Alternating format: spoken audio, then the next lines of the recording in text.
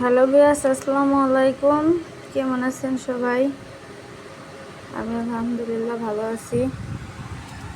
আমার হাজবেন্ড আপনাদের ভাই যেই মাত্র বাসায় আসলো, তাকে খেতে দিয়ে আমি বসে আছি।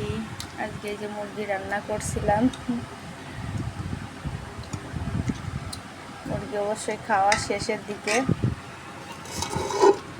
রাইস কুকারের ভিতরে বসে গেছি, দেখছেন? অল্প কটা ভাত আছে, তার প্লেটে উঠাইনি। রাইস কুকারের ভিতরে বসে গেছি খাওয়ার জন্য। তো যাই হোক, রাত্রের এটা কিন্তু রাত, দুপুর না, কারণ আপনাদের ভাইয়া দুপুরে আজকে আসছিল না খাওয়ার জন্য, রাত্রে বাসা আসছে। তো তাকে খেতে দিয়ে এই যে আমি বসে আছি, আমিও খাইনি, একসঙ্গে খাচ্ছি। আল্লাহ হাফেজ সবাইকে।